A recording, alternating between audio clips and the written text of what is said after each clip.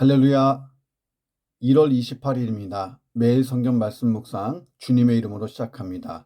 창세기 19장입니다. 24절부터 38절의 말씀입니다.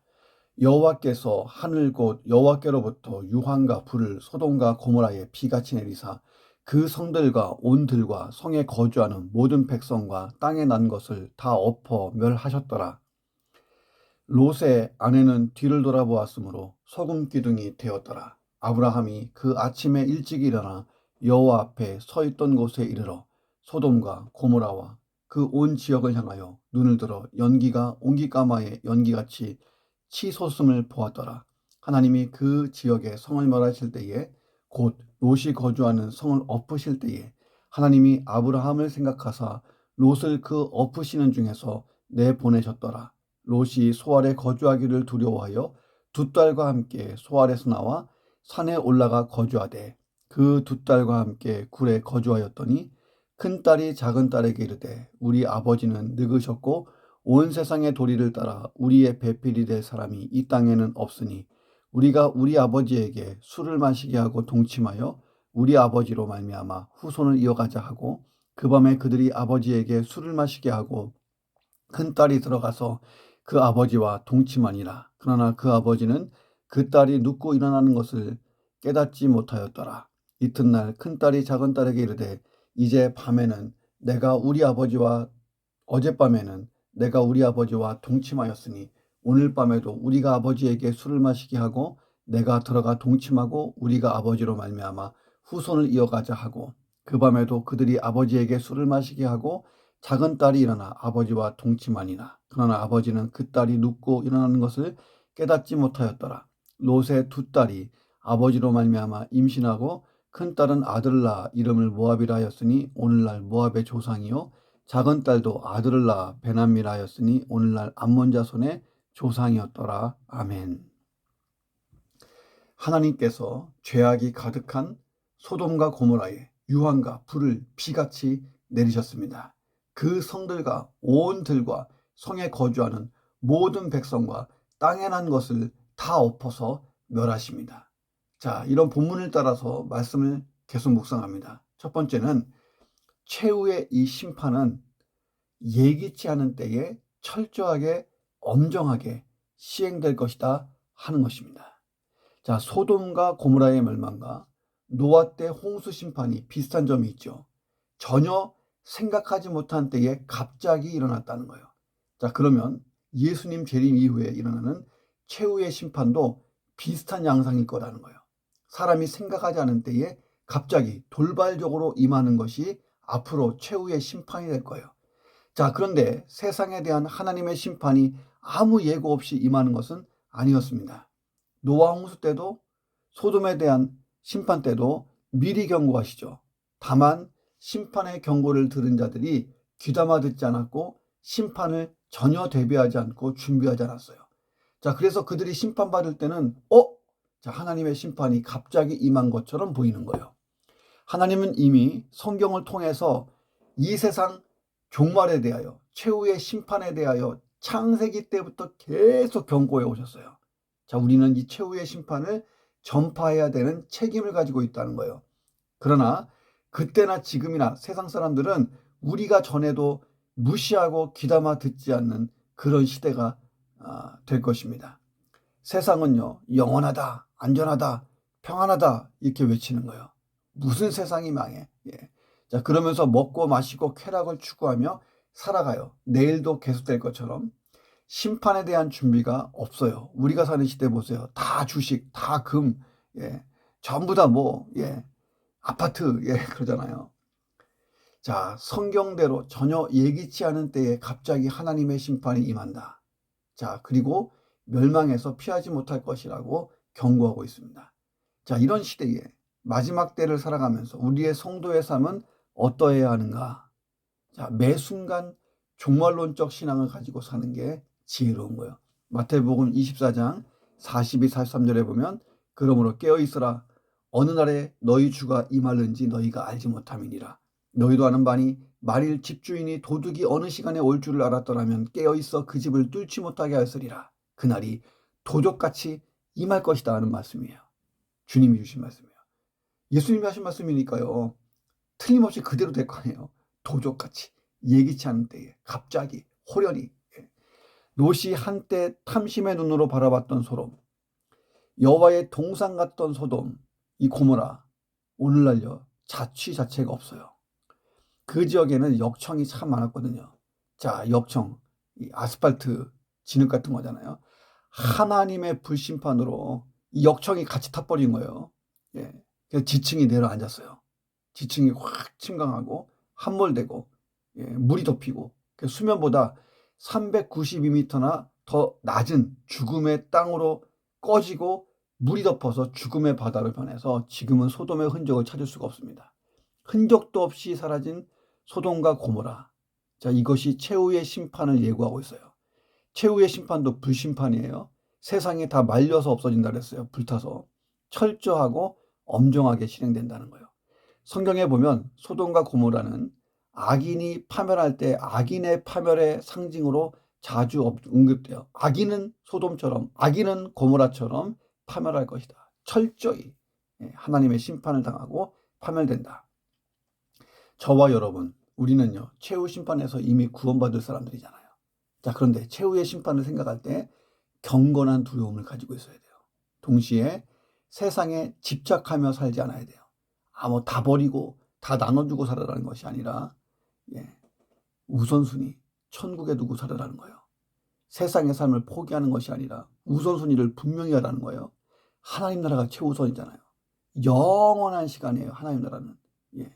이 땅에 우리 생에 뭐 길면 뭐 90백, 예, 이런 삶과 비교조차 안 되는 정말 긴 시간. 이 세상의 삶이 얼마나 짧은 시간이에요. 우선순위를 잘 두고 천국에 쌓아두고 천국으로 옮겨놓고, 예, 사람들이 금을 사고 주식 사고, 자, 미래를 위한 투자잖아요. 자, 우리는 영혼을 위해서 그렇게 하는 거예요. 자, 오늘도 최후의 심판을 묵상하며 주님 앞에 신실하게 살기를 주의 이름으로 축원합니다. 두 번째, 예수님 말씀대로 롯의 부인을 묵상하고 생각해 볼 필요가 있습니다. 자, 그렇게 살아야 돼요.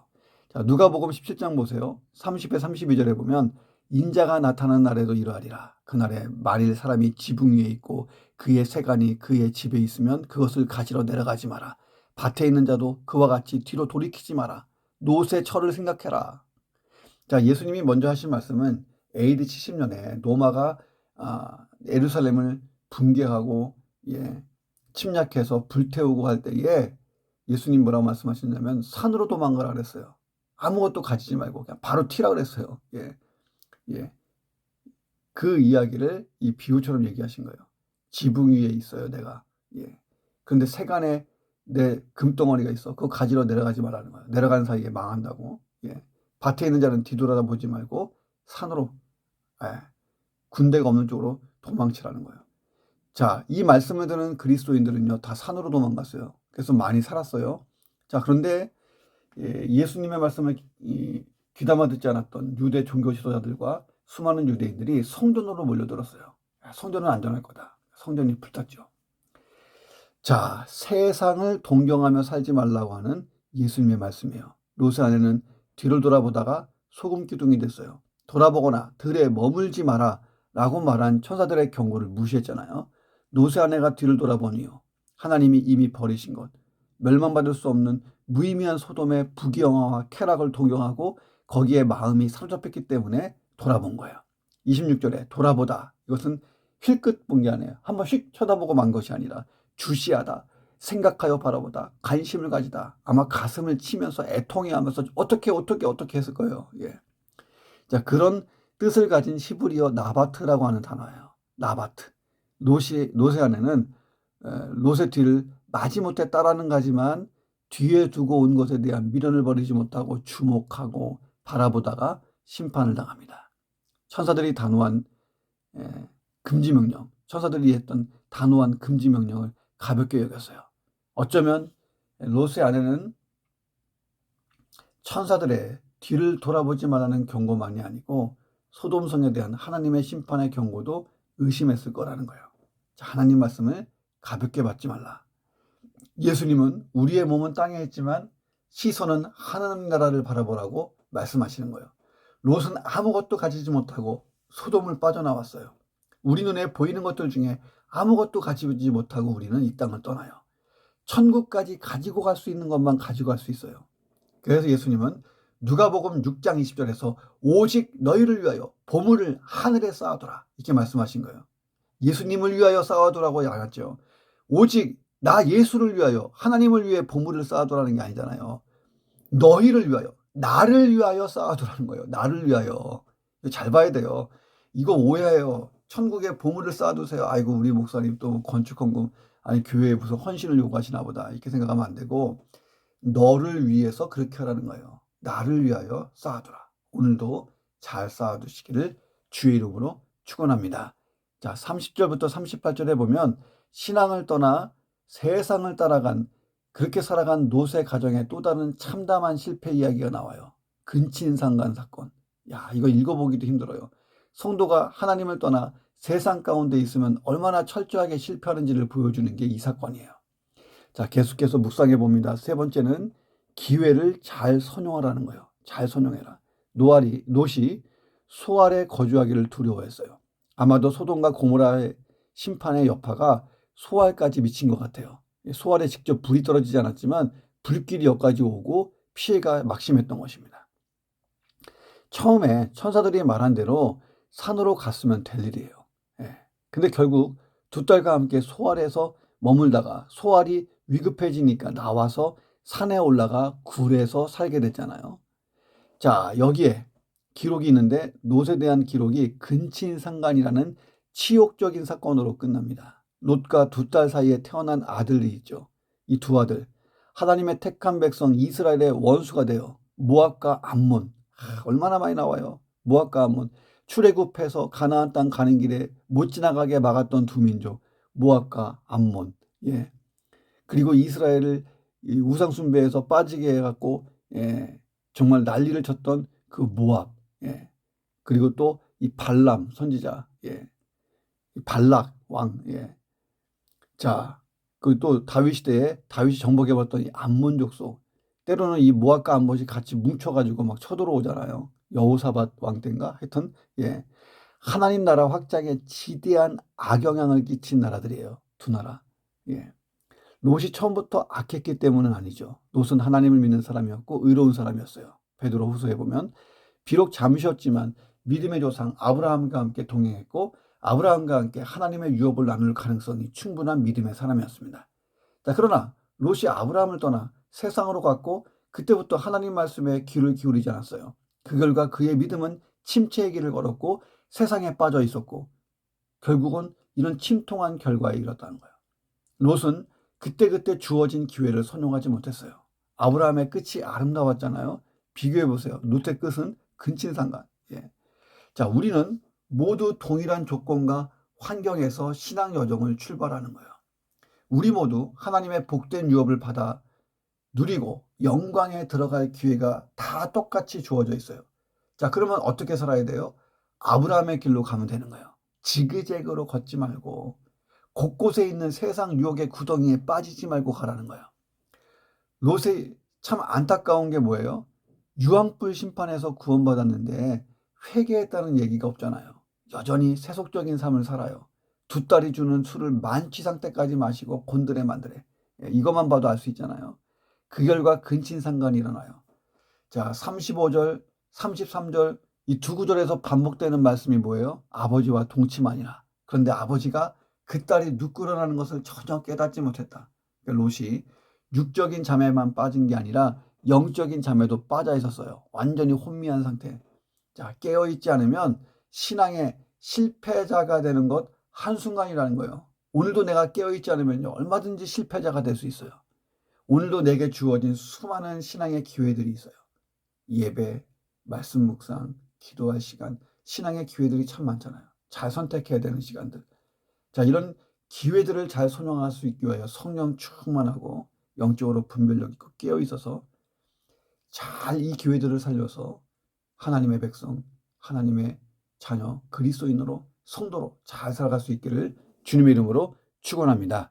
네 번째, 죄의 영향력은 항상 경계해야 돼요. 31절에 보니까 큰딸이 작은딸에게 이르되 우리 아버지는 늙으셨다나 온 세상의 도리를 따라 우리의 배필될 사람이 이 땅에 없지 않니? 자, 두 딸이 아버지와 동침하려고 했던 이유가 이거예요. 그래서 어떻게 하자는 거예요? 우리가 우리 아버지에게 술을 마시게 하고 동침하여 우리 아버지로 말미암아 후손을 이어가자. 이 두 딸의 도덕적 부패상이 적나라하게 드러나 있어요. 어떻게 딸이 이런 악한 생각을 한단 말이냐 하는 거예요. 오늘날 기준으로 보면. 자, 그것은요, 세속의 중심부였던 소돔에서 이 두 딸이 터득한 죄악의 습성과 오래된 생각의 어떤 결과물이라는 거예요. 이 두 딸들은 타락한 소돔에 살면서도 그곳 사람들의 부패한 생활과 사고의 영향을 받았다는 거예요. 자신들의 원하는 목적을 달성하기 위해 감히 아버지와 몸을 섞는다. 이런 추악한 생각을 할 수 있다. 이게 다 소돔에서 온 부패한 생활, 사고의 영향력이라는 거예요. 물론 이 두 딸은요, 소돔에 거주하면서 소돔 사람들의 환락의 생활에 빠져 있지 않았습니다. 육체의 순결을 유지하고 있었어요. 자, 어디에서 근거를 찾을 수 있냐면 롯이 두 천사를 구하기 위해 밤에 몰려온 소돔 사람들에게 두 딸을 대신 내어주려고 했잖아요. 그때 한 말이 있어요. 나에게 남자를 가까이 아니한 두 딸이 있다. 다시 말하면 성적 관계를 한 번도 경험해보지 못한 두 딸이 있다. 순결한 두 딸이 있다. 그 얘기거든요. 자, 그런데 그런 순결은 지켰지만 소돔 사람들의 환락의 생활을 보면서 알게 모르게 죄악의 습성이 배어지기 시작하고 죄악의 사고방식을 몸에 익히고 세속적 사고방식이 슬슬 중심을 이루고 이러다 보니까 이런 추악한 일을 하면서도 죄책감이 없었다는 거예요. 여러분, 조금만 방심해도요, 죄는 우리 안에 쉽게 침투합니다. 그리고 우리를 완전 장악하기 시작하면 종 삼으려고 그래요. 자, 그러니 죄에 대해서는 항상 경계해야 돼요. 그리고 내 가정에 이 죄악이 들어오지 않도록, 내 가정이 죄에 노출되지 않도록 나와 내 가정 또 이웃들을 위해서도 힘써 기도하고 방어해주고 해야 하는 것입니다. 죄를 경계하는 하루가 되기를 주의 이름으로 축원합니다. 마지막 다섯 번째는 신앙의 모범을 보이고 살라는 거예요. 33절에 보니까 그 밤에 그들이 아버지에게 술을 마시게 하고 큰딸이 들어가서 그 아버지와 동침하니라. 34절 이튿날 큰딸이 작은딸에게 이르되 어젯밤에는 내가 우리 아버지와 동침하였으니 오늘 밤에도 우리가 아버지에게 술을 마시게 하고 내가 들어가 동침하고 우리가 아버지로 말미암아 후손을 이어가자. 자, 롯이 술을 매우 즐겨 마셨다는 거예요. 한번 마셨다면 정신을 못 차릴 정도로 만취하는 술버릇이 있었음을 암시해주고 있습니다. 자, 이러한 술버릇은 환락과 쾌락의 도시 소돔의 산물이에요. 자, 이런 소돔의 산물을 자라나는 두 딸에게 보여줬으니 결코 그 롯의 이런 모습이 신앙의 모범이 될 수가 없었다는 거예요. 자, 여기에 덧붙여서 롯은 딸들의 정절을 너무 가볍게 생각했잖아요. 19장 8절 보세요. 내게 남자를 가까이 아니한 두 딸이 있노라. 천하건대 내가 그들을 너희에게로 이끌어내리니 너희 눈에 좋을 대로 그들에게 행하고 이 사람들은 내 집에 들어왔은즉 이 사람들에게는 아무 일도 저지르지 말라. 자, 이 딸들의 정절을 너무 쉽게 그냥 내줘요. 그러니 그 딸들이 그런 아버지의 모습을 보고 자랐으니 어떻게 됐을까요? 이런 추악한 생각을 하는데도 죄책감이 없고 이게 합리적이고 옳다라고 생각하잖아요. 가치적으로. 자, 그리고 롯의 아내 보세요. 물질의 노예가 돼서 물질의 종이 돼서 전락해서 살다가 최후를 비참하게 맞이하잖아요. 롯의 가정이 얼마나 인본적입니까?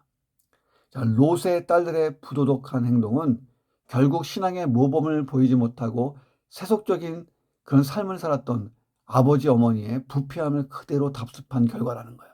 자, 심지어 롯이 사위들에게 멸망한다고, 이 소돔성이 망한다고, 우리 도망가야 된다고 하니까 다 농담으로 여겼잖아요. 영향력이 없어요. 자녀의 인격과 바른 신앙 형성에 부모의 영향력이 얼마나 중요한지를 보여주는 거예요. 자, 부모 자식 사이만 아니잖아요. 나의 신앙은 타인에게 선하고 좋은 영향력을 낼 수 있어야지. 내 신앙을 본받았던 어떤 사람이 정말 이간질하고 뒤에서 남 얘기하고 가는 곳마다 질서를 해치고 하나님 영광 가리고 그러면 안 되잖아요. 나의 신앙이 타인에게 참 선하고 좋은 영향력을 낼 수 있어야 됩니다. 그러기 위해서 오늘도 꾸준히 해야 될 게 뭐예요?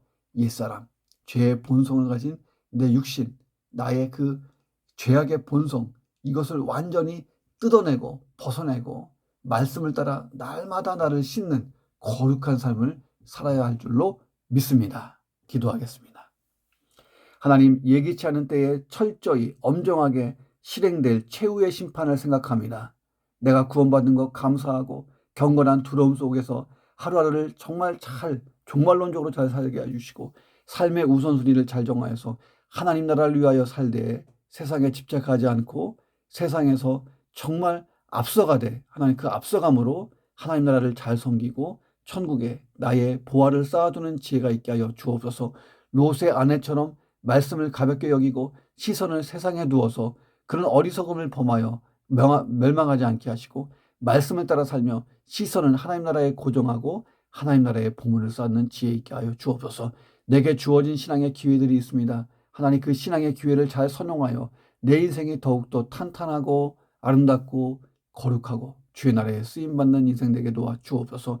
죄의 영향력을 항상 경계하며 죄의 생각과 습성이 내게 생기지 않도록 경건의 삶을 심으며 나의 신앙이 내 가정의 이웃들에게 타인에게 좋은 영향력을 내게 하시고 신앙의 모범이 되는 하루를 살게 하시며 나의 옛자, 옛 본성, 죄의 본성을 완전히 벗어버리고 말씀을 따라 살며 거룩한 삶을 살아 거룩으로 날마다 나를 채워감으로 하나님 앞에 신실한 삶, 하나님이 인정하시는 삶, 복주고 형통케 하시는 삶을 최선을 다해 살게 도와 주시옵소서. 예수 그리스도의 이름으로 기도합니다. 아멘.